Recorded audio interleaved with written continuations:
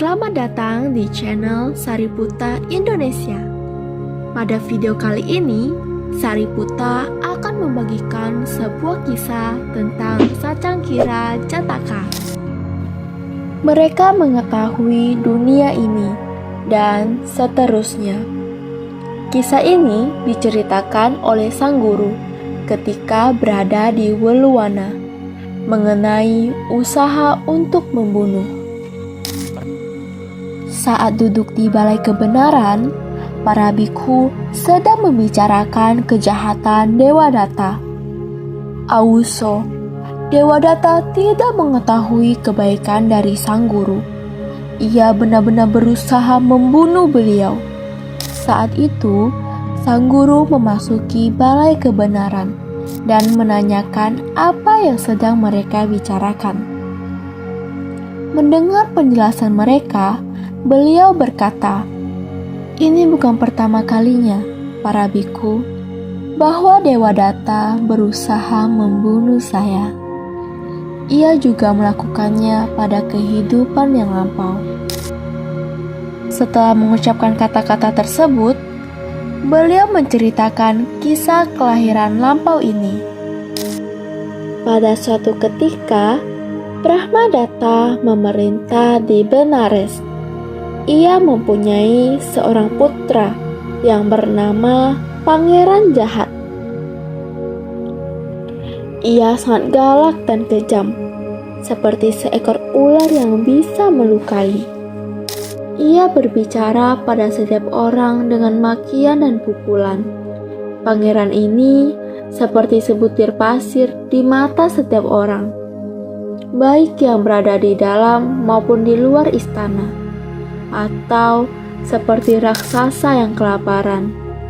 Begitu menakutkan dan bahayanya dia.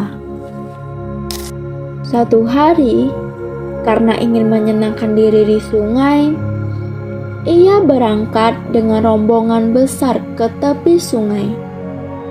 Muncul badai, dan kegelapan pun terjadi di sana. "Hei kalian!" serunya kepada para pelayannya, "Bawa saya ke tengah sungai, mandikan saya di sana, lalu bawa saya kembali ke tepi." Maka mereka membawanya ke tengah sungai sambil berunding. "Apa yang bisa dilakukan raja kepada kita? Ayo kita bunuh penjahat keji ini di sini sekarang juga. Tenggelamlah engkau, dasar pengganggu!" seru mereka sambil melemparkannya ke dalam air. Saat kembali ke tepi, mereka ditanya, "Kemanakah pangeran tersebut?" Dan mereka menjawab, "Kami tidak melihatnya. Melihat munculnya badai, ia pasti sudah keluar dari sungai dan pulang mendahului kita." Para anggota istana ini menuju ke kediaman raja. Dan raja bertanya, "Di mana putranya?" "Kami tidak tahu, Maharaja," jawab mereka. "Muncul badai, dan kami kembali dengan keyakinan bahwa ia pasti sudah pulang duluan." Saat itu juga, raja memerintahkan agar gerbang kerajaan dibuka. Ia segera menuju ke tepi sungai dan meminta agar pencarian dilakukan secara teliti, baik di atas maupun di bawah, untuk mencari pangeran yang hilang. Namun, tidak ada satupun jejak yang ditemukan, sebab dalam kegelapan akibat badai, ia telah tersapu oleh arus. Ia menemukan sebatang pohon dan menaikinya, dan terhanyut ke hilir sungai, menangis dengan keras dalam luapan ketakutan jika tenggelam. Pada waktu itu, ada seorang saudagar kaya di Benares yang mati meninggalkan kekayaan sebesar 400 juta terkubur di tepi sungai yang sama. Karena kemelekatan akan harta bendanya, ia terlahir kembali sebagai seekor ular di tempat hartanya terkubur. Di tempat yang sama, seorang lelaki yang lain juga menyembunyikan kekayaan sebesar 300 juta. Dan karena kemelekatan akan hartanya, terlahir kembali sebagai seekor tikus di tempat tersebut. Saat air menerjang tempat tinggal mereka, kedua hewan itu melarikan diri melalui arus air, mencari jalan menyeberangi sungai tersebut. Ketika mereka secara kebetulan menemukan batang pohon yang dipegang oleh pangeran itu, ular itu naik ke ujung satu sisi batang pohon, dan tikus itu naik ke sisi yang lain. Dengan cara demikian, kedua hewan itu berpijak pada batang pohon tersebut bersama pangeran itu. Di pinggir sungai tersebut, tumbuh sebatang pohon simbali yang dihuni oleh seekor burung kakak tua yang masih muda. Dan pohon ini tercabut oleh gelombang air yang cukup besar dan jatuh ke dalam sungai. Hujan yang deras menjatuhkan burung kakak tua tersebut saat mencoba untuk terbang. Saat terjatuh, itulah ia hinggap di batang pohon yang sama. Sehingga ada 4 makhluk yang bersama-sama hanyut di sungai di atas batang pohon tersebut. Pada waktu itu, Bodhisatta terlahir kembali sebagai seorang Brahmana di negeri barat laut. Setelah meninggalkan keduniawian untuk menjalani kehidupan sebagai petapa hingga dewasa, ia membangun sebuah pertapaan untuk dirinya di belokan sebuah sungai. Di sanalah ia menetap. Ketika sedang melangkah bolak-balik di tengah malam, ia mendengar tangisan yang cukup keras dari pangeran tersebut dan berpikir, makhluk ini tidak boleh binasa di depan mata seorang petapa yang penuh cinta kasih dan belas kasihan seperti saya. Saya akan menolongnya keluar dari air dan menyelamatkan nyawanya. Maka ia berseru untuk menenangkannya. Jangan takut, dan terjun ke dalam sungai, menangkap batang pohon itu di satu sisi, dan dengan kekuatan bagaikan seekor gajah, menarik batang pohon tersebut ke pinggir sungai dengan satu tarikan saja, membuat pangeran itu aman dan selamat di pinggir sungai.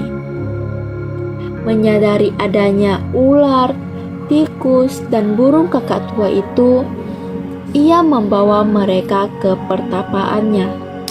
Di sana, setelah menyalakan api, menghangatkan hewan-hewan itu terlebih dahulu, karena mereka makhluk yang lemah lembut. Lalu mengurus pangeran tersebut.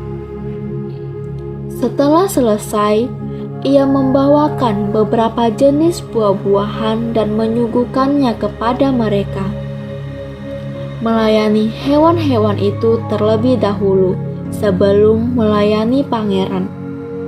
Hal itu membuat pangeran muda ini marah dan berkata dalam hati, "Betapa kurang ajar ini tidak menghormatiku sebagai keturunan raja. Ia lebih mengutamakan makhluk-makhluk kasar ini daripada saya." Ia menaruh kebencian kepada Bodhisatta.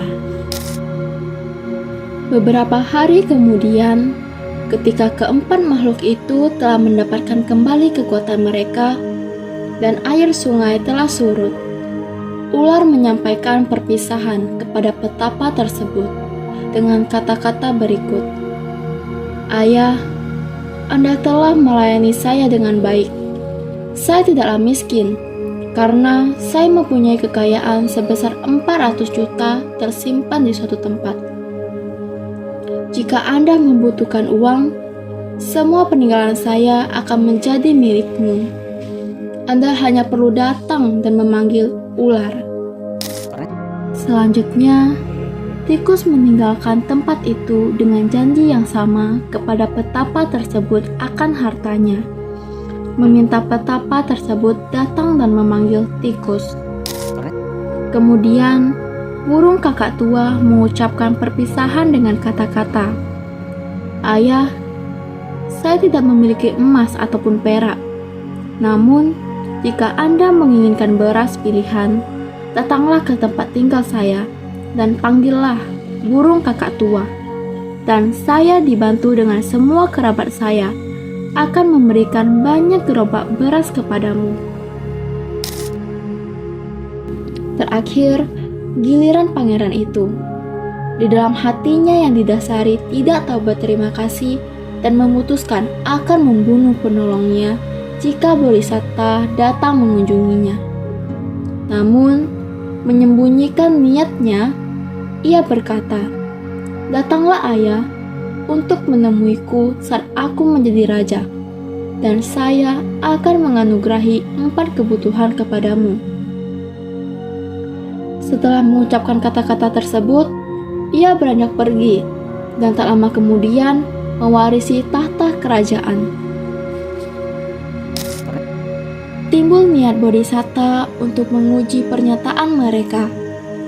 Mula-mula, ia mendatangi ular, berdiri di dekat tempat tinggalnya, dan memanggil ular.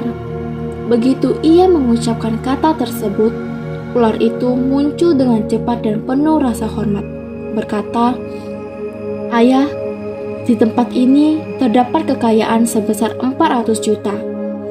Gali dan ambillah semuanya." "Baik," kata Bodhisatta. "Jika saya memerlukannya, saya tidak akan melupakannya." Setelah mengucapkan kata-kata itu, ia pergi ke tempat tinggal tikus dan memanggil tikus.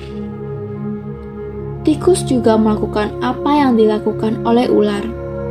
Selanjutnya, ia mengunjungi burung kakak tua dan memanggil burung kakak tua.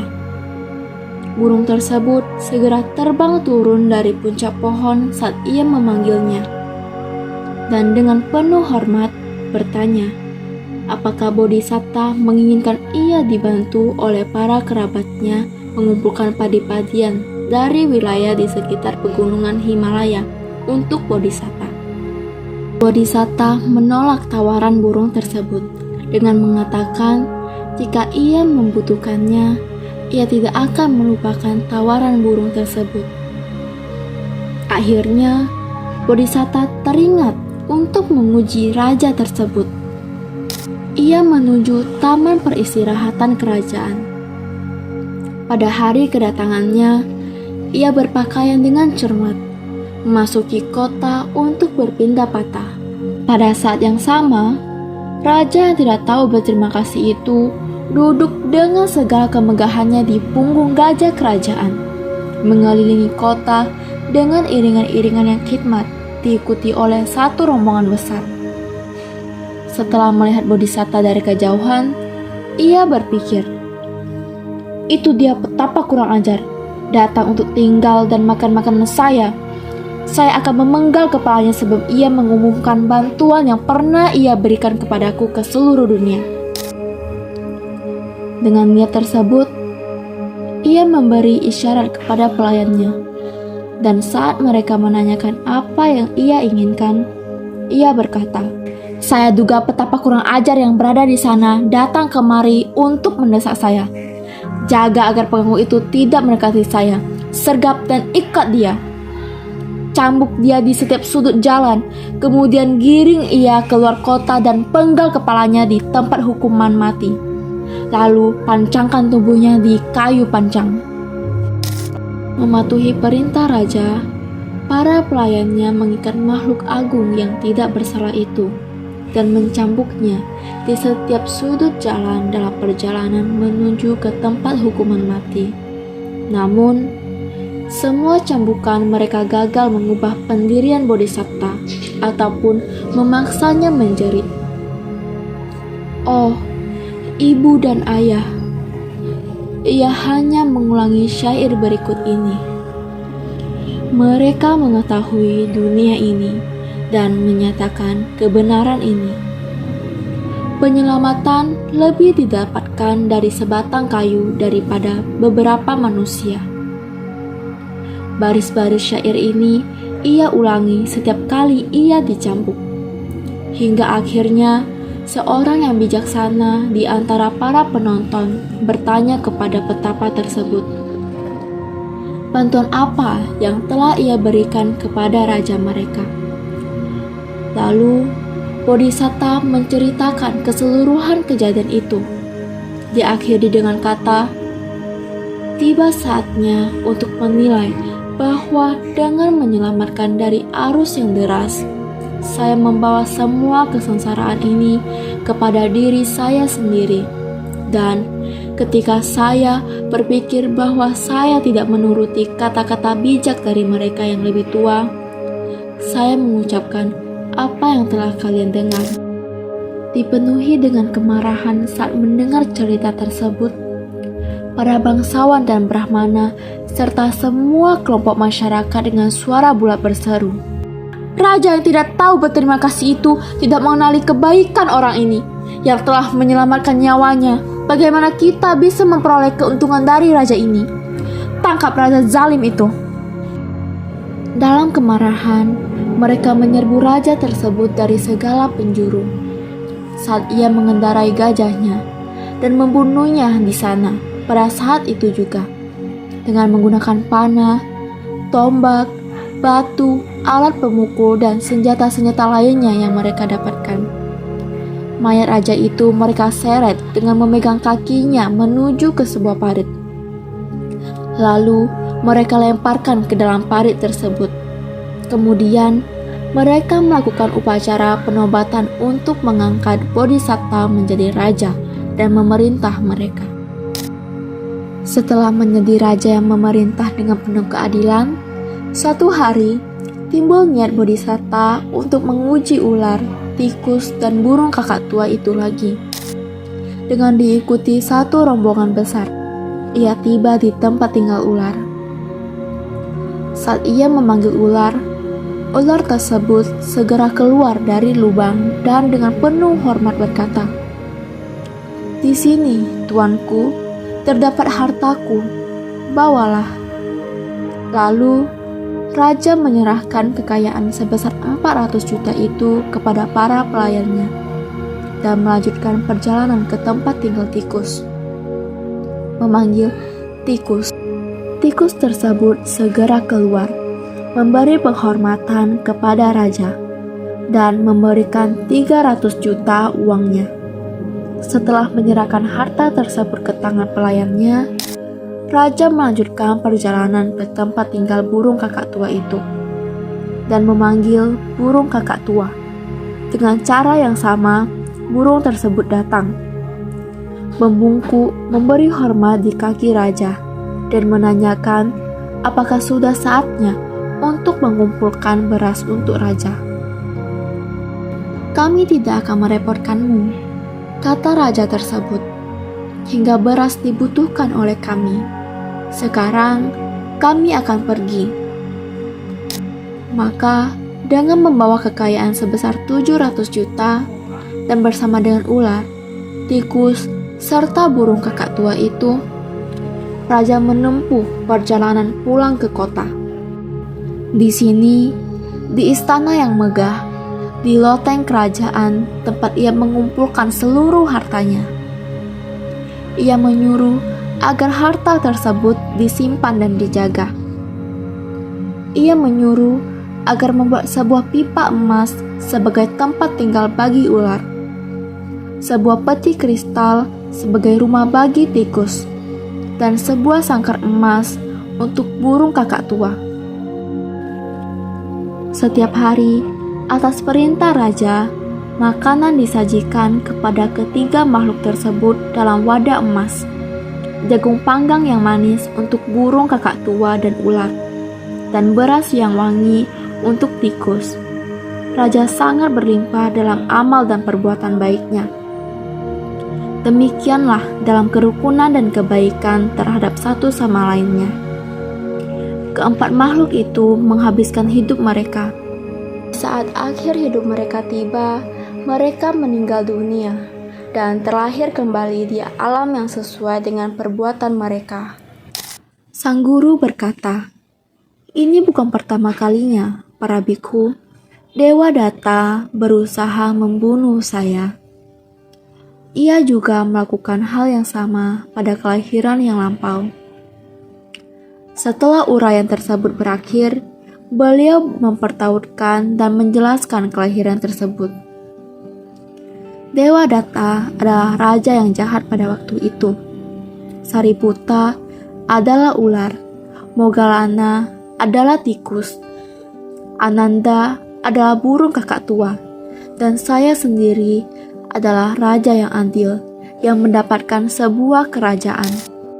Cerita ini menggambarkan bagaimana sifat sejati seseorang akan terlihat melalui tindakannya, terutama saat ia dihadapkan pada situasi yang menguji rasa syukur dan integritas. Bodhisatta dengan penuh kasih dan belas kasihan menyelamatkan nyawa 4 makhluk, termasuk seorang pangeran yang sulit bersyukur. 3 makhluk lainnya, yakni ular, tikus, dan burung kakak tua, menunjukkan rasa terima kasih dengan menawarkan bantuan dan sumber daya mereka kepada Bodhisatta. Sebaliknya, pangeran yang tidak tahu berterima kasih justru memiliki niat buruk terhadap penyelamatnya. Sikap egois dan arogan pangeran tersebut akhirnya membuatnya kehilangan kepercayaan rakyatnya yang memilih Bodhisatta sebagai pemimpin yang baru. Bodhisatta sebagai raja bijaksana, memimpin dengan adil, melindungi, dan hidup berdampingan secara damai dengan makhluk-makhluk yang telah menunjukkan rasa syukur. Cerita ini mengajarkan pentingnya kebaikan tanpa pamrih. Bodhisatta menunjukkan bahwa tindakan membantu orang lain tidak selalu membutuhkan balasan atau pengakuan. Meskipun tindakannya mungkin tidak dihargai oleh semua orang, ia tetap melakukannya dengan niat tulus. Sikap ini mengajarkan kita bahwa nilai kebaikan tidak tergantung pada respon orang lain, tetapi pada kemurnian hati yang melakukannya. Rasa syukur adalah kualitas yang menunjukkan kebesaran jiwa. Dalam cerita ini, ular, tikus, dan burung kakak tua menggambarkan bagaimana penghargaan terhadap kebaikan dapat menciptakan hubungan yang tulus. Sebaliknya, pangeran yang tidak tahu berterima kasih menunjukkan bahwa sifat egois dan sombong dapat merusak hubungan dan menghancurkan kepercayaan. Orang yang mampu berterima kasih atas kebaikan orang lain akan selalu dihormati dan dicintai.